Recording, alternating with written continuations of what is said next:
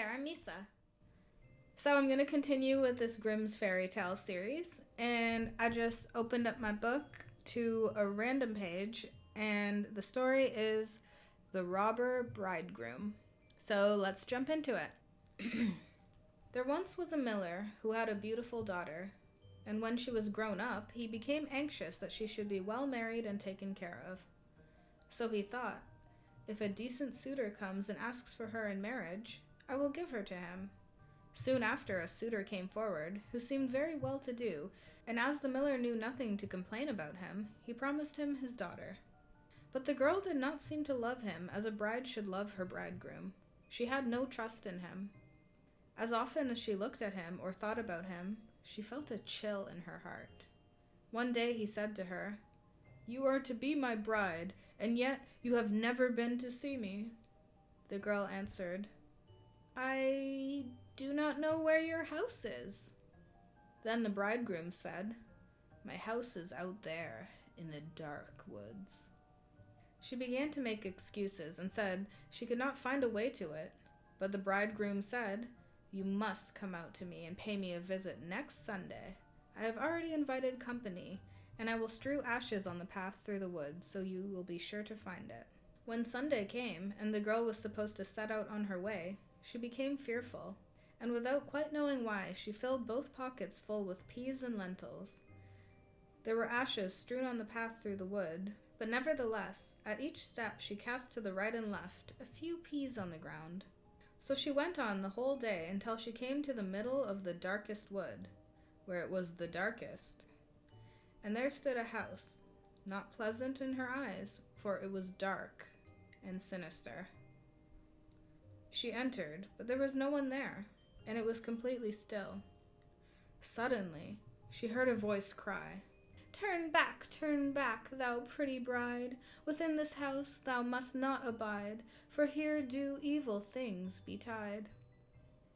The girl looked round and perceived that the voice came from a bird who was hanging in a cage by a wall, and again it cried, turn back, thou pretty bride. Within this house thou must not abide, for here do evil things betide." Then the pretty bride went on from one room to another and walked through the whole house, but it was quite empty, with no soul to be found. At last she reached the cellar, and there sat an ancient woman who nodded. "Can you tell me," said the girl, "if my bridegroom lives here?" "Oh, poor child," answered the old woman. "Do you know what has happened to you? You are in a mine of murderers. You thought you were a bride and soon to be married, but death will be your spouse.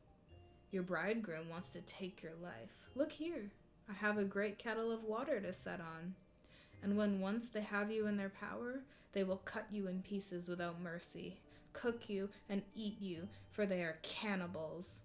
Unless I have pity on you and save you, you are lost." Then the woman hid the bride behind a great cask. "Be still as a mouse," said the old woman. "Do not stir or move, or else you are lost. At night, when the robbers are asleep, we will escape. I've been waiting a long time for an opportunity to save me from their power." No sooner was it that the girl had been hidden than the wicked gang entered the house. They dragged another young maid with them, and they were drunk and would not listen to her cries and groans. They gave her wine to drink, 3 glasses full, one of white wine, one of red, and one of yellow, which caused her heart to burst. Then they ripped off her fine clothes, lay her on a table, and then they cut her beautiful body in pieces and strew salt on it. The poor bride was all the while shaking and trembling behind the cask, because she saw what fate the robbers had intended for her. One of them noticed on the little finger of the murdered woman a golden ring, and as he could not draw it off easily, he took an axe and chopped it off. But the finger sprang up and fell on the bride's lap. The robber took up a light to look for it, but he could not find it.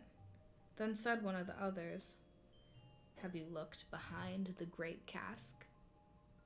But the old woman cried, "Come and eat, and leave off looking till tomorrow. The finger won't run away." Then the robbers said the old woman was right, and they left off searching and sat down to eat. And the old woman drugged their wine, so that before long they stretched themselves in the cellar, sleeping and snoring. When the bride heard that, she came from behind the cask, and had to make her way among the sleepers lying about on the ground. And she felt very much afraid lest she might awaken any of them. But God helped her, and she passed luckily through, and the old woman with her, and they unlocked the door and made haste to leave that house of murderers. The wind had carried away the ashes from the path, but the peas and lentils had budded and sprung up, and the moonshine upon them showed the way. They went on through the night till in the morning they reached the mill. Then the girl related to her father all that had happened to her. When the wedding day came, the friends and neighbors assembled, the miller having invited them, and the bridegroom also appeared. When they were all seated at the table, each one had to tell a story. But the bride sat still and said nothing, until at last the bridegroom said to her, "Now, sweetheart, do you know no story? Tell us something."